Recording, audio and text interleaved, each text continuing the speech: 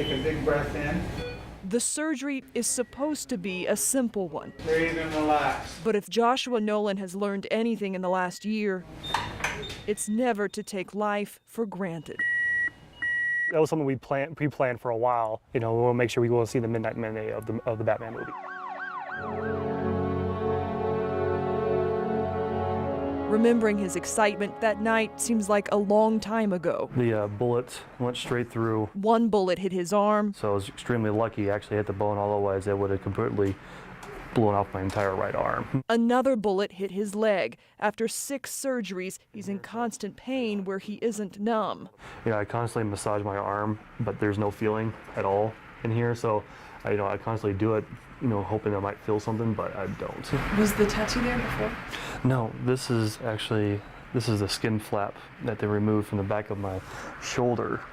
So my original tattoo is back here in my shoulder, and they removed a big chunk of it and they put it right here. Before, the bird on his back was a high school nickname. After, a permanent reminder he survived and bears the scars. It's definitely a wonderful conversation starter for a lot of first dates. It's clear something prepared Joshua Nowlan to face the grueling physical recovery of the last 12 months.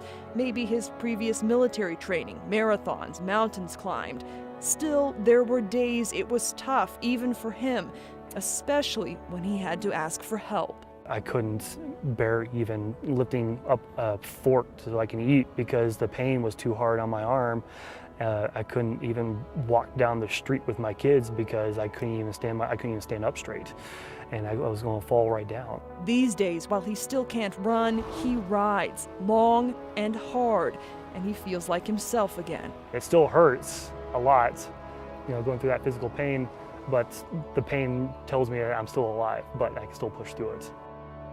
As part of the healing process, a few months ago, Josh walked into Theater 9 at the Aurora movie theater for the first time since the shooting. My legs felt completely numb, they were heavy.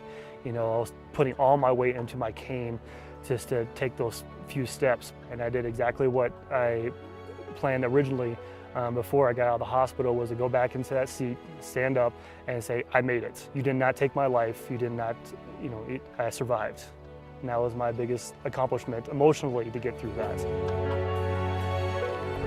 This is a little bit more fun. Recovery has been a process. He still has bad days and really bad days. But through it all, there have been family, friends, and famous visitors lifting his spirits and providing support. It really shows of the human kindness that really comes out when a tragedy happens. It really shows how, especially how this country is built on, that we take care of each other. Take a big breath in and out. On this day, Josh was being prepped for surgery once again, removing a filter that prevented blood clots while he was immobile. Our cameras are allowed in the operating room for what's usually a simple procedure, taking a few minutes. But before long, this time, it becomes complicated. So Josh, your filter is tipped a little bit. After more than an hour, the surgeon finally says, success. Joshua, we got it. We're going to pull it out. A sigh of relief. A job well done. Any day can be your last. If anything has changed in the last year for Joshua Nowlan, it's a new appreciation for every single day. He thinks about the 12 people who died 1 year ago, and he promises to fight the pain, to ask for help, and to appreciate his family and friends. After all this, he'll never take life for granted again. That's my goal, is I hope that I can, be a better person each year, that I surpass that date. If I sit there and become afraid every single day of what has happened to me, then Holmes wins. And I'm never going to let him win.